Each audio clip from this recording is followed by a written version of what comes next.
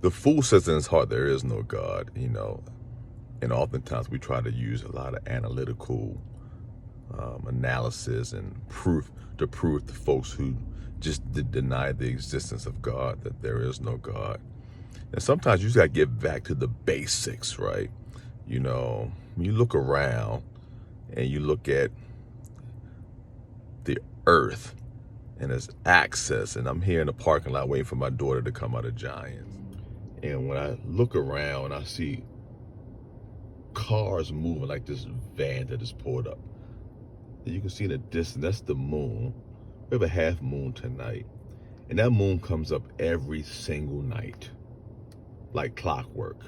Sometimes you may not be able to see the moon because it's the cloud covering whatever, the atmospheric, but that moon is there every night. And it brings light to this earth on this side of the hemisphere when it's dark. But on the other side of the hemisphere, the sun is shining. And you'll be a fool to say that there is no God. I look at this phone I'm holding an iPhone 11, and iPhone is doing their very best to try to convince me to get an iPhone 14. But this phone works very perfectly. It works fine. I don't need a new iPhone. They may add a few more gimmicks, more tricks and tips and all that stuff that goes to the phone. That's fine. I am a gadget guy, and maybe eventually I'll upgrade my phone. But right now I have an iPhone 11.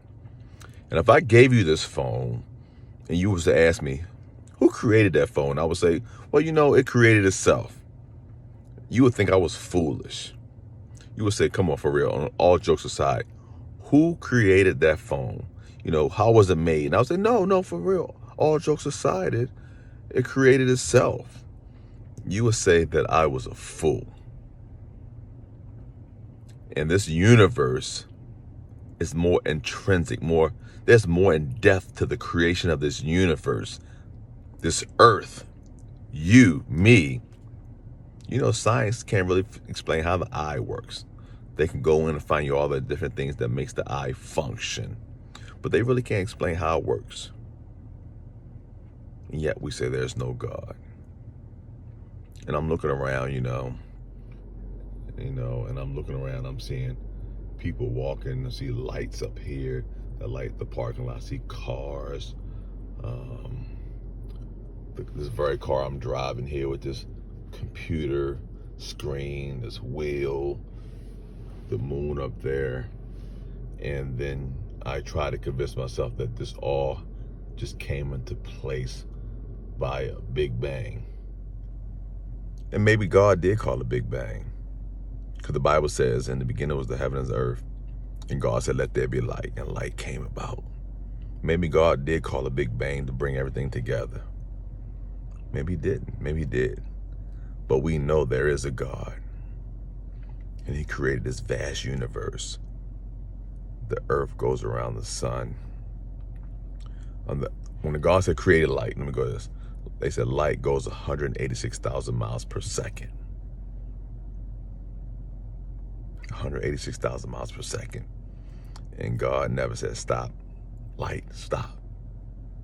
And when you hear scientists, when they create these telescopes and things of that nature, and they're saying that, every time they go up and to look into the universe, they see different galaxies, different colors they can't explain. And they said the universe seems to be expanding. I said, yeah, because God said, let there be light. He never said stop. So light is constantly expanding 186,000 miles per second. 186,000 miles per second. So just something to think about. So next time you speak to an atheist or agnostic and they try to say that things just came into be, and they tell you, but the phone was created by Apple or Android, and you said man created that phone, right? And they know man created that phone, but who gave man the understanding and the wisdom and knowledge to create that phone? God. Just want to grow and something to think about. God bless.